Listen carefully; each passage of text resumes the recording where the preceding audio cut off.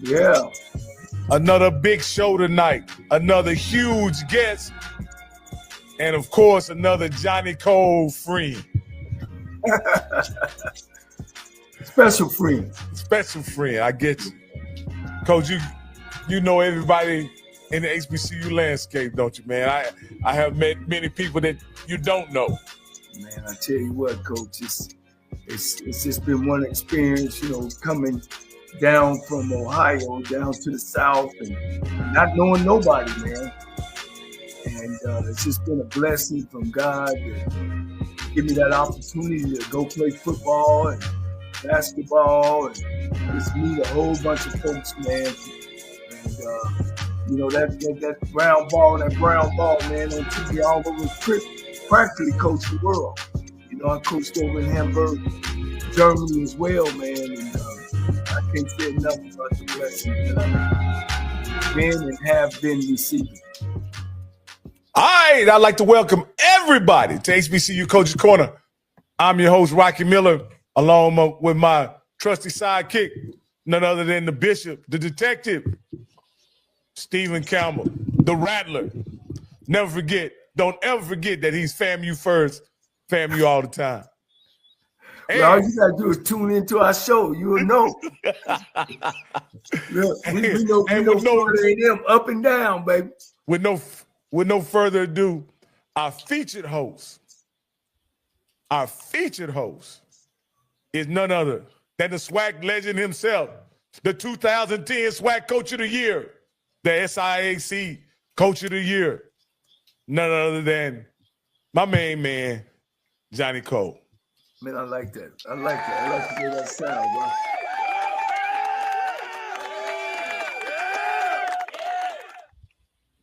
Man, it gives me great pleasure to be here again to bring on one of my favorites, one of my favorite people in this world, man. And sometimes when you behind the scene all the time and you see different things going on, you don't ever get the credit that you need. And, I met him long time ago. Matter of fact, him and a guy named Mr. Caraway happened to be coming into the field house.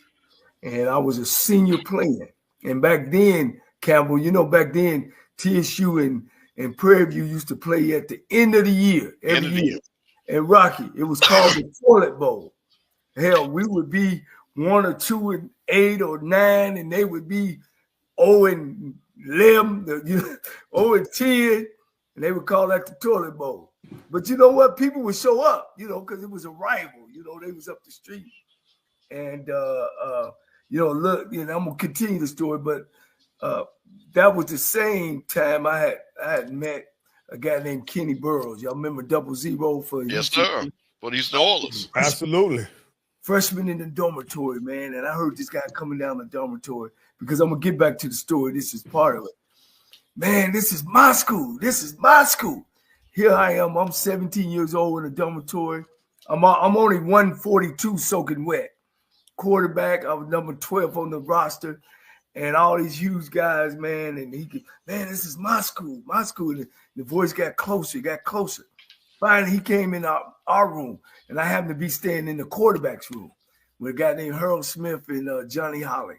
And, man, I was up on the top bump because, they put freshmen on the top bump. And he said, let me tell you something. This is my school. And he said, one thing we don't ever do here, we don't ever lose the Prairie View.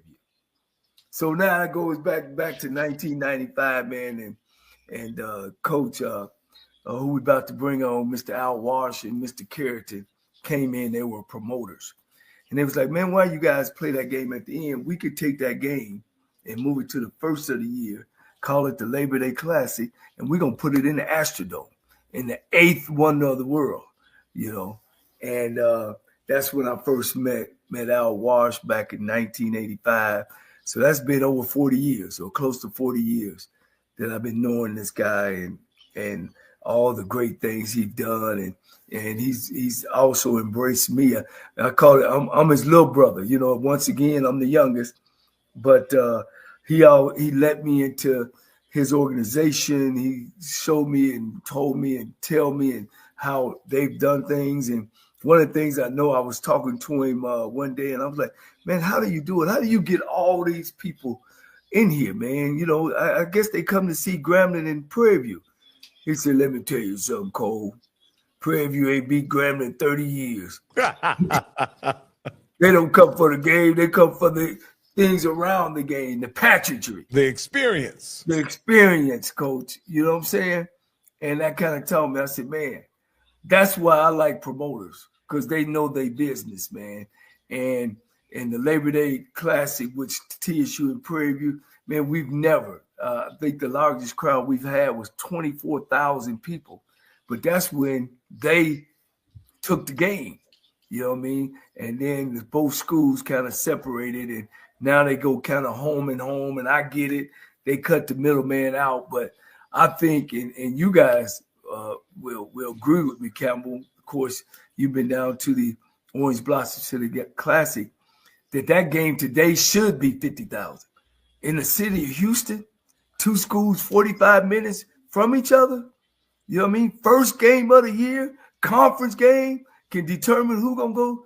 That game should be much bigger, man. And that's why I'm a big advocate and a big fan of Al Wash, because I know, you know, if we would have gave him that chance, and it still could happen. You know, we got two great athletic directors in the Kevin Granger and the AD Golf at Prairie View. You know, I just hope they listen to the show and reach out to him. So my school, so I could go down to Houston and have a great time, you know, at the Labor Day Classic. But that's my story. Well, let me say this before you introduce our featured guest. I want to also say this.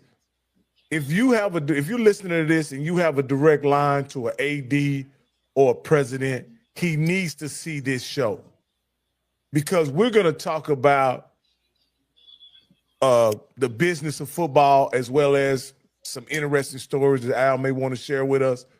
But everybody wants to know about the money.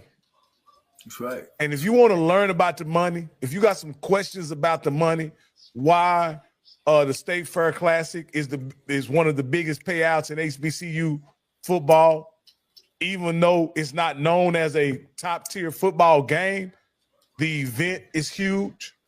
And if there are other schools, there are other organizations that could use the big payday like Prairie View and Grambling get for the State Fair Classic. Yes. I believe one of the issues that Jackson State was having, if I'm not mistaken, Campbell, that Dion had, is that they weren't getting a payout that was commensurate with how big the game was. And so therefore Dion had a problem with the game. And so that's what led to Jackson State pulling out, if I'm correct. Now, as the resident historian, right, can you kind of frame up what's been the issue with the compensation packages around the HBCU Classics? Well, it's simple. It's always been a problem of the promoters and the schools understanding what the value is. Because when it first started and the money's gotten so huge, and Coach knows this, it was really the schools were like, you know what, we're going to take our show on the road so we can see people, because again, Grambling and Jackson State and FAMU will go to all the play because that's where black people were at to recruit and to show it. So, you know, you go up there, you do a deal with a guy and you have X amount of people, and as long as the bills were paid, you were happy. But now, as we start moving into it, as we're talking about the business side of it, we started losing money. That's what happened to FAMU and Tennessee State at the 100 Men Classic, because they were paying us $1 million to come, but they didn't cover all the expenses. And FAMU and Tennessee State was like, hey, we're putting 45, 50, 60,000 people in here, but you don't want to share in the proceeds. And a lot of times, man, a lot of these, again, and I'm just not talking about Mr. Wash, I have done promotions. So I can speak on it. I've done concerts. I have done big events outside the country and everything. You got to have an honest business partner when it comes to these things. And a lot of times these promoters are not honest business partners with these schools. And then when you dig into it, because what they'll do, hey, we'll get a president a suite. We're going to give them all the liquor. We're going to pick them up. We're going to give them a suite at the hotel. And they're happy with that. But now, man, everybody's looking at the dollars and cents. And that's really has been the problem. And like I said, Atlanta was really ground zero for that, because people were shocked when FAMU was like, we ain't coming back. Because it wasn't worth it. It wasn't worth it. And that's why they haven't had the 100 Black Men Classic since, because people are like, you're going to pay us our fair worth. Well, the man we about to bring on, Coach, is the man who put Grambling on the road. And there's a young guy. He actually had a relationship, a very, very good relationship with Eddie Robinson. And I'm gonna let him do the talking because we've sit down and talked about this a whole lot about what happens. And everybody ain't a good promoter, just like, every school can't really draw. You know what I mean? And as Al will tell you, it ain't necessarily about the game. It's about the pageantry around it. And he'll get more deep and then share the story of Eddie Robinson.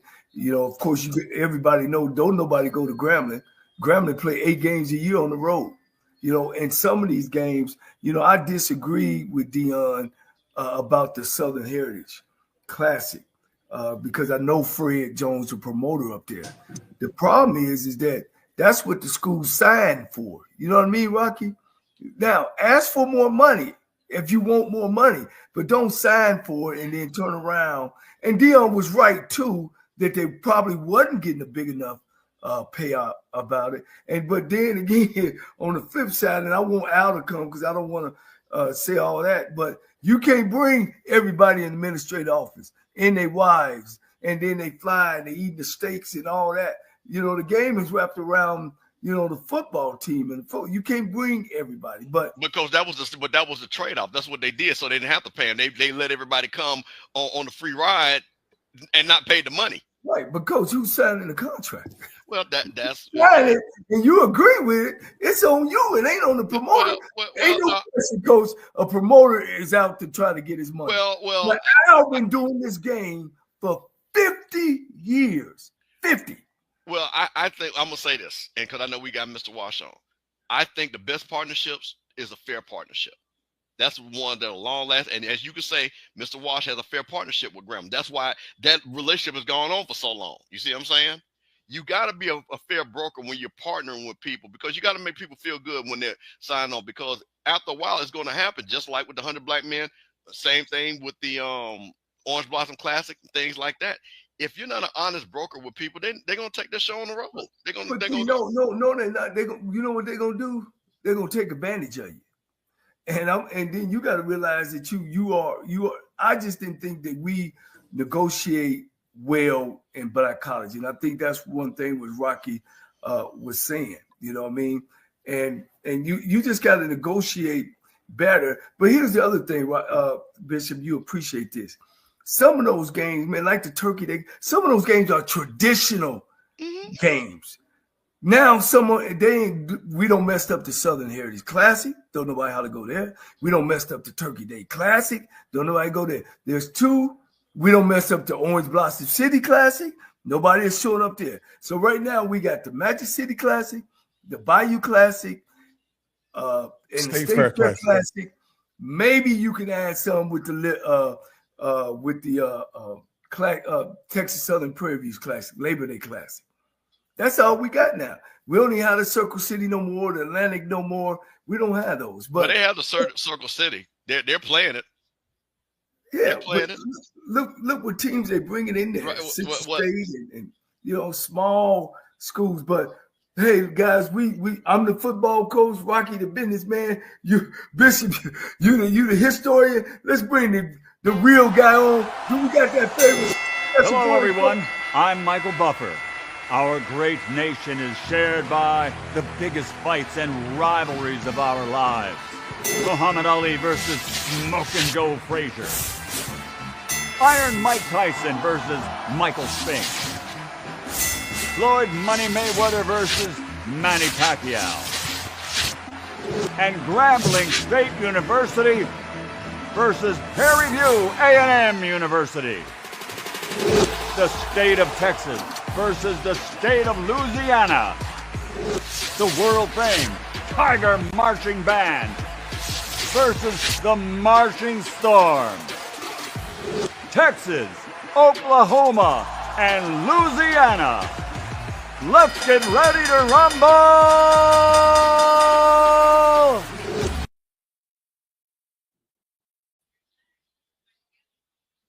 one of the top promoters in this country. Can he come on?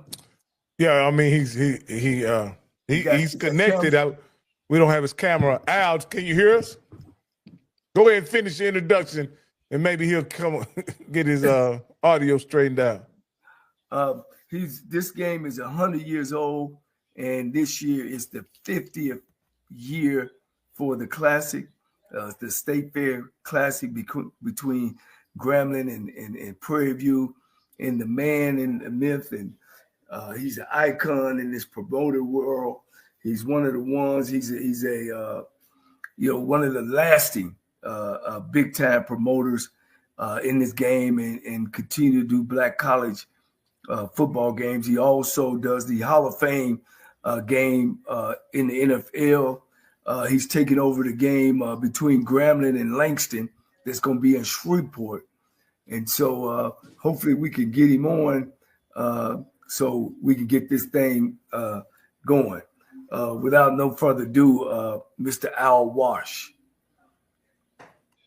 Hear me now? Coach. Yes. Yeah, Mr. Wash, we can hear you. Oh, there you go. Yeah. All right then. Come on with it then, Johnnie Cole. We don't have your camera, Mr. Wash. Oh, there you go. Yeah. I see myself. I'm sure me on camera. And I was gonna hate that I wasn't gonna get on tonight. Because I hear my man over there from the Rattlers talking that stuff about promoters and and just like Johnnie Cole said, these people at these universities, they educate us. They're not promoters. They and when you sign a contract with a Jerry Jones or with whomever in the NFL or NBA, you got to live up to your contract, regardless if it's a good deal or not. But they always want us as the black person, they paint a picture that we are bad promoters. We're not being fair. We were fair when you was making money. You didn't have no problem. The times have changed.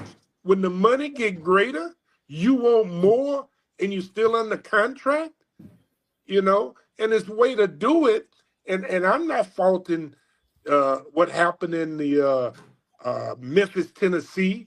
They had a contract in Memphis, Tennessee, for the Southern Heritage Classic. They got a contract with me. But my deal was I knew it was going to get to this. And I just said, fellas, let's become partners. Y'all got 100 people that you're moving. Ain't nobody moving but me and my staff, maybe about 10 people, and we don't have to go nowhere in Dallas. So I know what it takes to move a team, and therefore that's why I made my deal work like it worked, to be fair with the school, and the school take home the majority of the money. We're in a percentage deal. They take home 74% of the net profit, and I take home 24%. I tell my numbers. Yeah. I ain't got no problem with it. And as long as they are making Grambling and Prairie View in this game that I just played last year, and it's been increasing, and I keep telling them, I'm going to increase the money every year.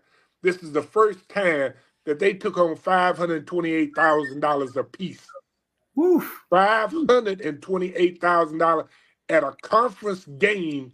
And you tell me, other than maybe, because I don't know what the numbers are in Birmingham, I don't know what the numbers are in a Bayou Classic, but I know it's not a type of deal that I have, and they taking home majority of the money, and I ain't got nothing against black or white, but there's a white man promoting the game in Birmingham. I ain't got nothing against that, but they not down there down his throat, and like they did Fred Jones in Memphis, so I don't have a problem with that, but I got a problem when you talk about bad promoters and we want all the money, we want like they want, I've been doing this for 50 years and people are still calling me today and asking me, can I make a game out of a Super Bowl game, and I got Langston? You know, ain't nothing wrong with Langston. I'm gonna make it work. You know, I'm gonna make it work, and they both gonna make some money. Yeah. You know, and that game, they paying me a fee. I don't have nothing to do with the money. I don't have nothing to do with tickets. I'm just promoting the game, putting people in the stands.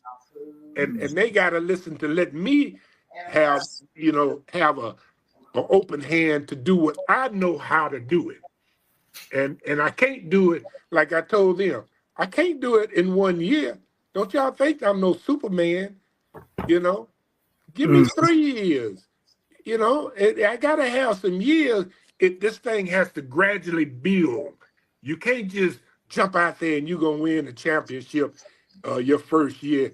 And when you come to coaching, it ain't gonna happen. Your show ain't gonna go #1 your first year. You know, I'm not gonna be #1 my first year. But you give me 3 years, and if it can be done, like I told them, I can do it.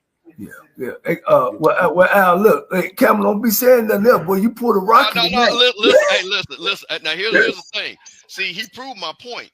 Because see, I'm gonna let Mr. Wash rock, but let me tell you something, Mr. Wash. One thing about me, I've been to all these classes, and what I'm gonna say, you proved my point. You just said I'm an honest partner with these schools. I have increased their pal. That's literally exactly what I just said. You have to have an honest partner as a promoter for it to work on both sides. And you literally just said that. So you actually said what I said. So that's why people will work with you. And I will say about the thing about the Magic City Classic, Alabama A&M was thinking about pulling out. And they did talk about that there was a Caucasian promoter, and was that an issue? And they are even talking about renegotiating that. So I think, honestly, what you just said is simply this. I don't have a problem with anybody. I do contracts every day. I honor a contract. But there's also, I know if I'm taking advantage of somebody when I give them a bad contract. And if you're an honest broker, that should not be what you do. You know, because like I said, you know the numbers.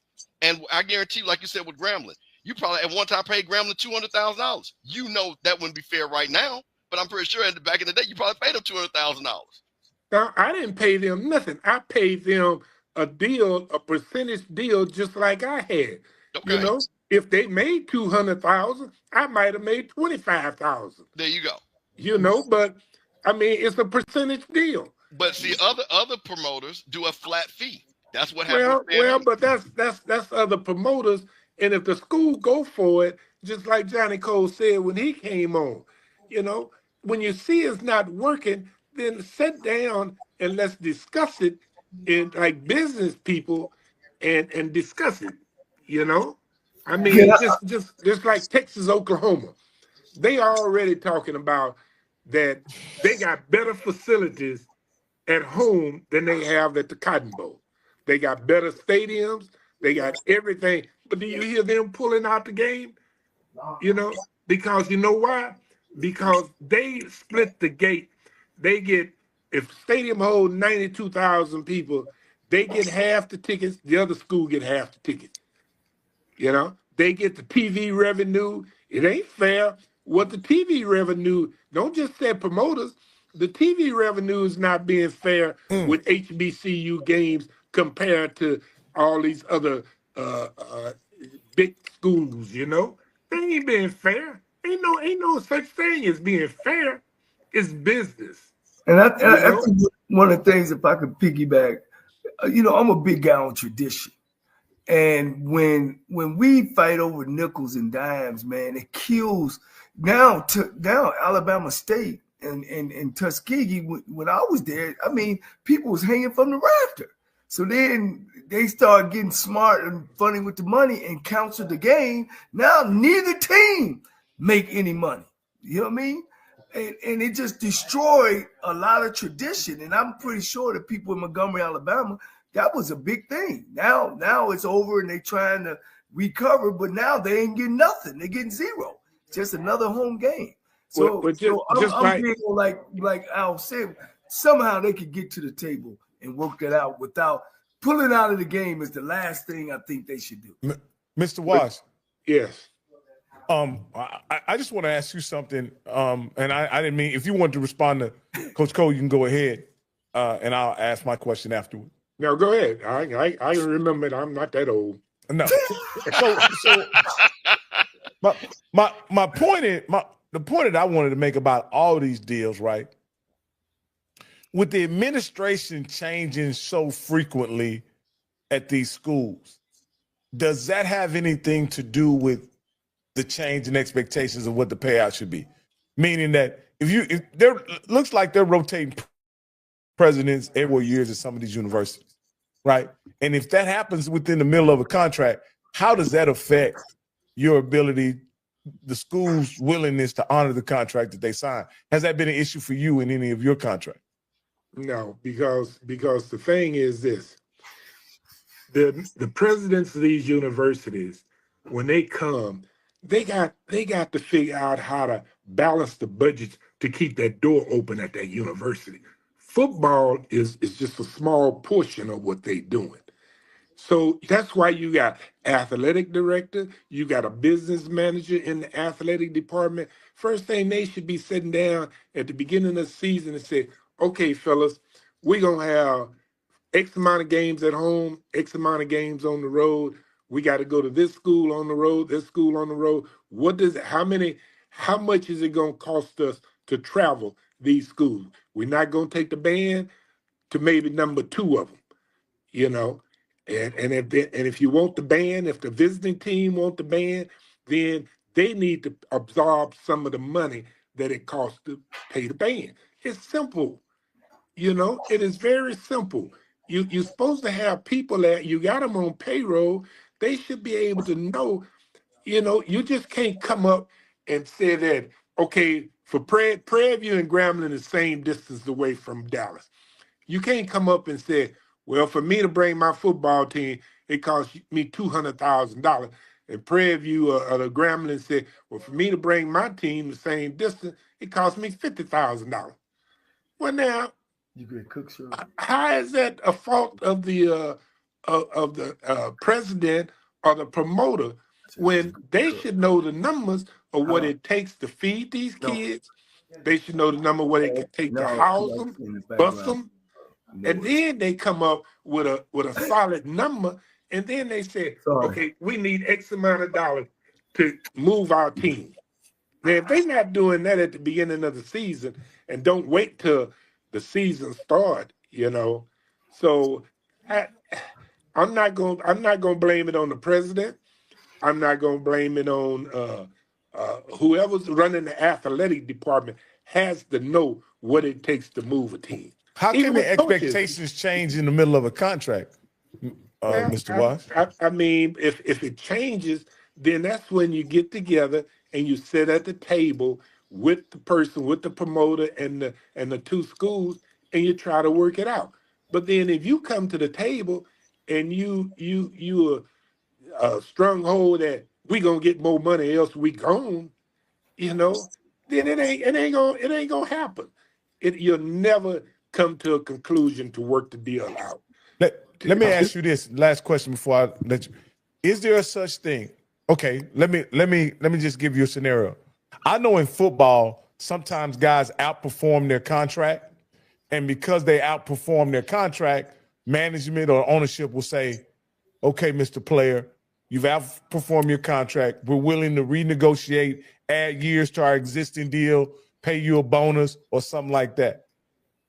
Is that an option within the framework of a contract? If say you do Langston and Grambling, and you anticipated 25,000 people showing up, but you get 80,000 people to the game, right?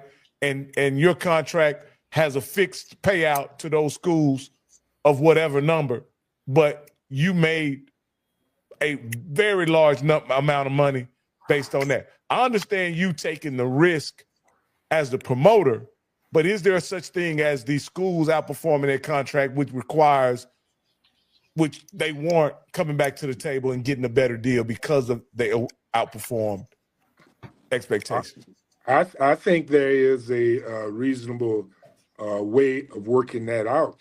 But in my case, I don't own the game. You know, if the game go in there and do 40,000 people, Al Wash gonna get paid what's on his contract.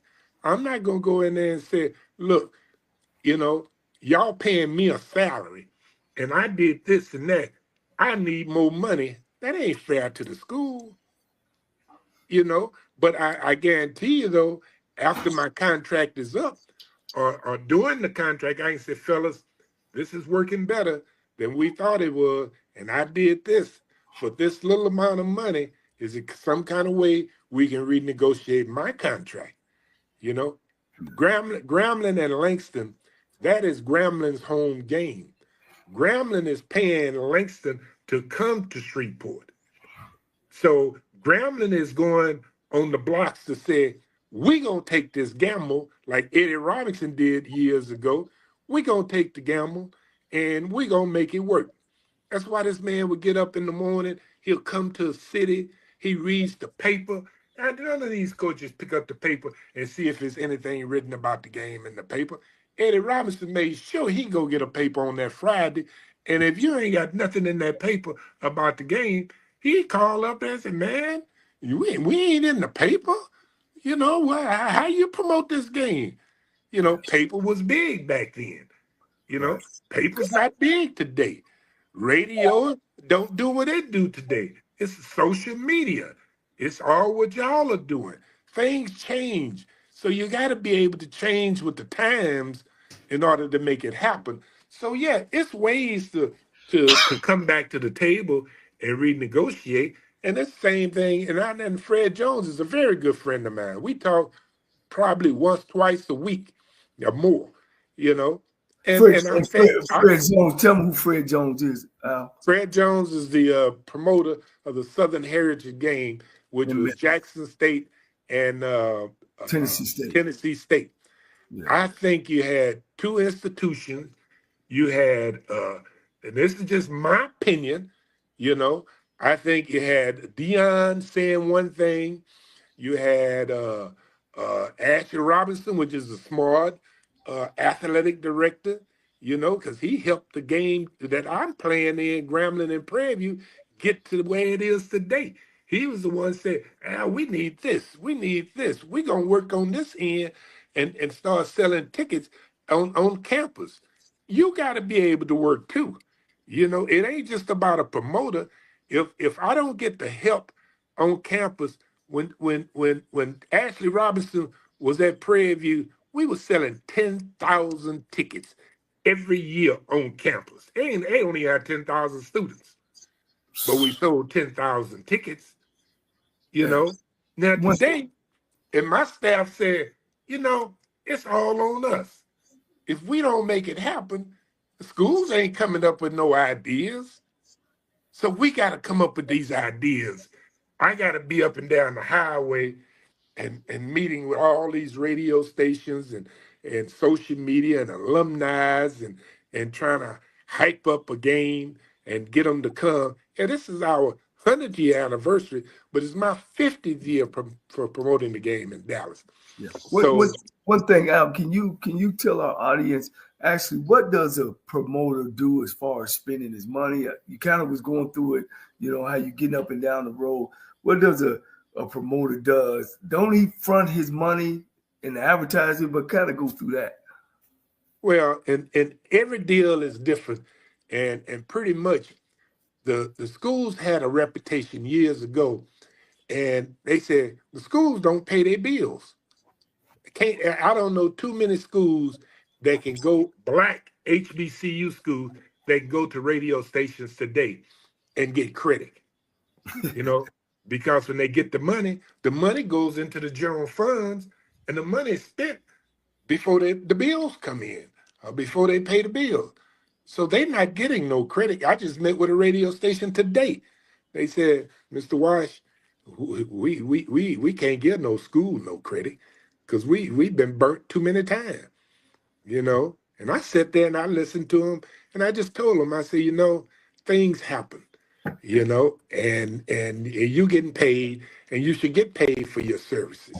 But it's the same thing. If I sign a contract with the radio station and they say that they can put the people and they can sell tickets, and then they don't sell tickets, what you gonna do? You gonna tell them you want to renegotiate the contract and you don't want to pay them all their money, it's not their fault that they didn't sell a ticket. But it takes a person like me that I sleep and eat this. And I think, and I go up and down the road. I go meet people. I knock on doors. I go talk to the alumni chapters. I tell them I need the support. I'm not doing it myself.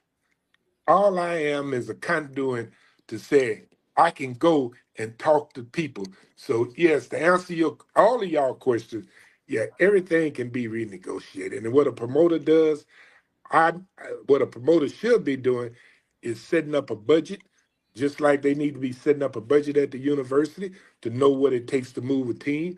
I got to set up a budget. I give the schools a budget, what I need to spend. If I go over that amount, I eat it. And that's it. When you say spend, that's out of your pocket. I spend it, but I expect to get it back now, from the schools. Yeah. Does the school ever want to see your finances? Yeah. I have a CPA firm that handles everything. I don't never get money for a ticket sale. It goes to the CPA firm, and I even audit them. Yeah. They're hired by me, the two institutions, and they're bonded. So if there's a discrepancy in something, we can sue them. I'm gonna be on the school side. Well, what I was getting to too was, of course, I've seen a lot of games that go belly up out of Chicago. This promoter pops up. I mean, even the Texas Southern game. Remember we talked about that they were actually having in Dallas, and of course, you own Dallas, and do the schools ask you for a financial report of, okay, it's almost Campbell, like the guy came with the $300 million endowment and nobody knew who he was. When these promoters come to these schools, do they ask you for a financial spreadsheet of, can you handle, or can you financially do what you say you're going to do to promote this game? They should be asking that question, and they should find out the individual that they hired, to find out if he has that type of track record. You don't take somebody to do a $1 million deal and they haven't had no more than working with a $10,000 deal. You got $1 million on the table, for a person that's been making $10,000 on the table. It's gonna be some sticky hands on that table. Trust me. And I mean, it's just the way it goes. Well, let me ask you this, Mr. Watts, because this is a cultural question. I don't know what, because I don't hear these conversations around other bowl games, other Texas shootout, any of those things. Why is the money in classics such a point of contention for everybody around it? Because you don't hear these conversations about the world's biggest outdoor cocktail party, the Red River shootout, you don't, and I know those are big white institutions, but those are big games that are played at neutral sites that have went on for 50 years. And the framework of the contracts and the money are never an issue. It always seems to work out some kind of way. Why is it in our culture such a challenge to keep those very important events going? Well, just like where I was getting ready to go with it before my man said, you can let Johnnie Cole, and I said I can answer his question. Texas OU play the game in the Cotton Bowl every year. And they got a stadium just as big as the Cotton Bowl. If they play the game at Oklahoma or Texas, they're going to get one payday every other year. But if they play the game in the Cotton Bowl every year, they got a payday every year. Why would you not play a Labor Day Classic or any other type of classic in the same location that you can get paid every year It don't make sense to go. I'm gonna speak on the Labor Day Classic. You got when Prairie View does the Labor Day Classic, I think it's my understanding that Prairie View can make more money when it's day year than what Texas Southern make. Now, I've never been to the Prairie View home stadium that they use downtown because I was always told, Al, you don't want to go. Texas Southern's I mean stadium. Texas Southern, yeah, Texas Southern Stadium, because it's made for soccer. It's round. You can't get any air in there. You know, Parking is crazy. it's parking is crazy. You know, it's just very difficult. You know, so I've never put myself in a position to go and try to walk that far and sit in that kind of heat and be miserable. But when we were doing it at the Dome, you had plenty parking and you had air conditioning, you know, and you was making money. You know, I know the money, if I had the game today and still in the Dome, trust me, it would have been bigger than the Dallas game and bigger than the Bayou Classic Mm, in mm. attendance and money. If I had an air conditioned place, you know, you come to Dallas and the visiting side of the field up until about the first end of the first quarter, it's pretty much empty other than the loyal fans sitting in the sun. The shade come over and you see people just flocking to that side of the field, you know, because we going out and party after the game. We're not going to the hotel and shower and getting dressed. And Dallas closed down at 2 o'clock. You know, most clubs and things. And we were having the game, and you're in the world's largest fair.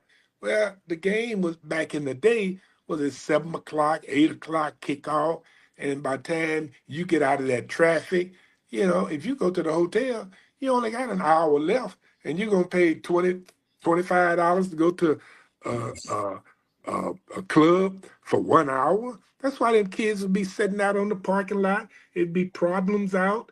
You know, you gotta think about the crowd and the culture of the people you're dealing with.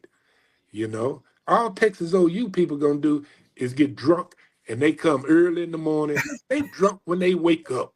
They drinking beer, and they sell more liquor and alcohol in that stadium than any day of the 30 days of the fair. So Wow. what did that tell you? They getting drunk, Let you me know. run this. I see a lot of our listeners are, they talk about that you don't own the game, and the schools got to know their value. And one of the things you taught me that made sense was it ain't about the school making a value. When it comes to a classic football game, it ain't necessarily about the game. It's about what's around it. And I think that's what you good at. Can you talk about that as well? Because I Well, remember the story you told me about Prairie View ain't beat Grambling in 30 years at one time. and people always wondering why we can still put people in the stand, and even I turn down ESPN, BETs, and all of them, and want to put the game on TV.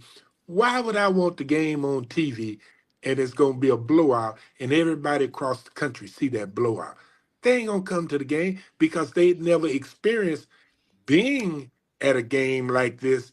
They didn't know that Thursday night we have a reception for VIPs and alumni, you know, at the airline, at the airport, at the hangar. It's private, you know. And then on Friday night, all alumni chapters, and hotels are packed, parties everywhere, every club is packed. Then the game itself, we have a pregame concert, we have a postgame concert, and then you got the bands, which is some people says is more people come to see the halftime show than they come to see the game. You Now, got the do they have world, Battle of the Band on that Friday, Coach? huh? Do they have a battle of the band on that Friday as well? They have a battle of the bands on that Saturday morning. Okay. But it's high school and the universities are making an appearance, but we keep it short, and they don't see the same thing that they'll see at the game. You know, at the game, they showing out to try to outdo the other one. You know, out there, they might be standing in one spot playing and, you know, and maybe make a circle or do something simple. But you got to throw down when you get to that halftime show at the Cotton Bowl or any classic game. Right. So you go to the fair. The fair charge $20 to get just in the fairground. You can go to this fair every day for a week and never see the same thing. That's how large it is. You got 400,000 people on the fairgrounds that day of the game, and they're not all black. So so now you done built something up, and you got all this for a value of $40. I mean, back in the day, we started out there. I remember the tickets were $7, $10 then, but we wasn't in the fair every year. And the fair came to us, it's kind of like a leap year. When the years falls, we'll be in the fair 1 year and then we'll be out of fair the next 3-4 years. Then we come back in the fair maybe 2 years, be out of fair 4-5 years. And the fair came to me and said, look, would you like for this game to be in the fair every year? I looked at my numbers, and the numbers was greater in the fair than when we was out of the fair. So I said, yeah, I'd like for it to be in the fair every year. And that's when things start changing, because now you can take advantage of the marketing of what the fair does and what I do. When you take the dollar that I spend and all the promotion and the advertising and the marketing that all these radio stations do throughout Texas, Oklahoma, and Louisiana, it's over $500,000. If I had them $500,000, all 3-4 of us on this here screen right now, we can go and do what we do and have a big audience. If I had $500,000 to market us. So my ticket to the game is also my ticket to get into the state fair. So get into the state fair, see 2 concerts, see halftime show, and ride and do whatever you need. Hey, you can get everything but a turkey leg with that ticket. Yeah, you got to buy a turkey leg. That turkey leg might cost you $15. You know, Mr. Wash, I was your guest last year, and it was a tremendous event. We got a chance to experience the Jack Daniels VIP experience, which was absolutely sensational. And of course, the thing that struck me about the game is that the game, it was a very exciting game this year. So, you know, the game was a great game. 5 overtime. But the amount of people that was interested in just the band competition, and because I'm not an HBCU guy, so I have to accept that. But people actually look at the band as a competition. Is that unique to the State Fair Classic, or is because people got out there and there was a huge debate in the VIP area of who actually showed up who. And there were Grambling people there, lots of them. There were lots of Prairie View people as well. But is that something that you created, or is that something just part of HBCU culture? I think that's part of HBCU culture, you know, but it takes somebody like me to take it and market it. The thing is, we market that to the people to let them know you come and make a decision on who won the halftime show. The schools never let me have judges and say, okay, this team won and this team won the halftime show. Band directors don't like that. They don't want me to do that, you know. But I said, well, okay, you the fan, you make the decision on who won, you know. So there's ways to do everything if you're a promoter and you get creative, but it's a little bit different ball game today. And like what I'm doing this year, people say, well, what are you gonna do for the 50th? Come and see. Yeah, we gonna be Guinness Book World Record. Boots on the ground, you know. We gonna be partying. I got Southern Soul guy that is gonna play, and brother, we gonna be throwing down. You know, Any way you can bring Fantasia back, because the year you had Fantasia in a pregame concert, that was one of the most exquisite concerts I've ever seen. I don't know how many years ago was that, but I know my nephew was playing in the band, and it was a tremendous concert that she gave. So if you can get Fantasia back sometime soon, I'd really appreciate that. Well, you know, not only we've had so many artists to perform. I mean, Fantasia was great. It was super great. We had Christina Aguilera and Destiny Child together performing at before the game. And you couldn't see nobody but people, black and white, as far as you could see. I mean, people had their kids on their necks, you know, trying to see what the little kids could see. I mean, it was stupidly ridiculous, you know. So, I mean, but you got to be able to market. The show that we have in this year, I can't say who it is, but we will make an announcement on June the 18th who that talent is going to be. Can I be one of the first one to announce it as well? You can be one of the first one, you know, because then I'm waiting to June 18th and June 20th, our tickets go on sale. And it don't even matter to me. We never really advertise tickets going on sale. We got a general admission house. Every ticket is at the 50-yard line. But boy, look at here. They're going to be buying them tickets. And we think, I think I can hit 75,000 people this year. Yeah. Coach, I want to pivot. I mean, I know you came in here on blast.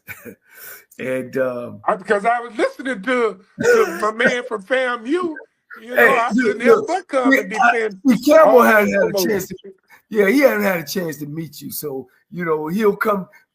Put your calendar for Dallas. Oh no! Listen, Mr. Wash is a fine man. Listen, but I think this is nothing personal, but there are questions that people want to know, and I also know of the business of, again, I was around some of these things, why these things don't get executed. So he has I tell you what, Coach, you go ahead and bring it back to me. That's what because you're getting ready to pivot. Yeah. Because what I wanted to do, Coach, because this is your time, 50 years, Al. You know, you've done a lot for Black college football. They, you know, behind the scenes, how you donate, and you know, you got some donation at Prairie View and all that. You know, how did you start? I know, you know, you let's start with the Eddie Robinson story. You know, people don't know that you knew him personally.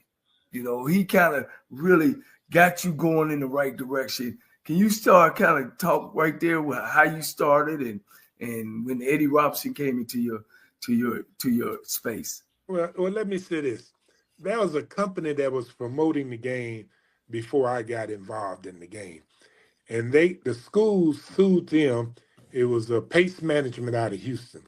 The school sued them to get out of their contract because they had the Space City Classic in Houston. Yeah. They had the Bayou Classic. They had it wasn't the State Fair Classic. It was just the classic there in Dallas between Prairie View and Grambling.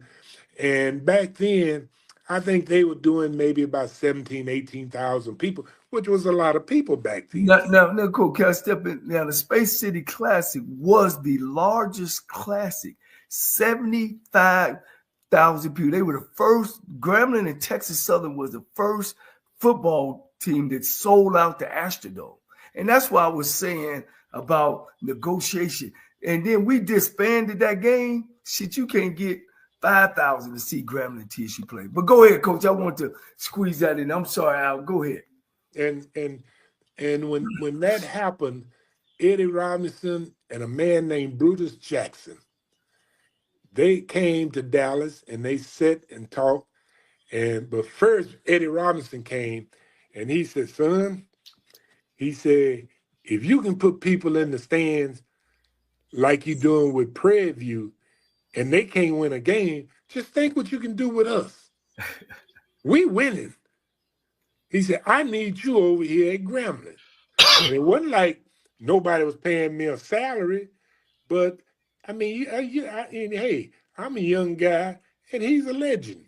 And I'm sitting there listening to this and he want me to come to work with him. And the business manager at that time, he said, Al, let me say this to you now. He said, we don't have no money to pay you. Now, Coach Rob is, I mean, I didn't know Coach Rob, but I just knew that if he's saying this, I believe that he's going to live up to what he said, And Coach Rob said, you just come. I'll work it out. And he went found a sponsor, a donor to pay me to come in there and do that. And it was all history then. So then he said, look, we can't play no more than 3 home games. We need to take a game and put our games on the road. So I need you to go find places for me to go. I said, dang, And that's when I end up looking at places to go. There was already talk about New York. They had New York and Howard Cosell did that deal. And Coach, you had the Grambling Morgan State game where they had over 70,000. They had that game in place because Howard Cosell introduced Eddie Robinson to George Steinbrenner, and George Steinbrenner put up the money to bring them to town. Wow. We don't know how that was negotiated. Just think about what money George Steinbrenner made off that game. Don't nobody really know. Ain't nobody asking that question, But the thing is, and then he said, okay, we got this game. I went to the Silver Dome with a game. I went to I played. I'm probably the only living person that have done more classic games than anybody. Period. I done played the Silver Dome in Detroit. I played Soldier Field in Chicago, and this was with Eddie Robinson. The NFL changed their ruling to say no college games the day before NFL game because it rained so bad at our game, we tore up the field. All there on TV, they were talking about it, But, I mean, that was a mistake they made. They rented the stadium to it, I mean, I played the Astrodome. I played Grambling played with me promoting SMU back when they had Craig James and Eric Dickerson, and even they didn't know what they had. And I told them, I said, look, we need to sell some tickets in the Black community. The man said, well, okay, we'll give you some tickets. And he gave us some tickets to sell in the Black community. The night of the game, and who Johnny was talking about, my partner at that time was Dwayne Caraway. And we came to the stadium with an Army duffel bag filled to the top with money. And we just, we ain't thinking nothing. We some bad brothers, And we came and we brought the money up. We went into the box office where SMU. My name is James Jr., and I won $500 on the lunch money for keeping up with the Jonas Bracket Challenge.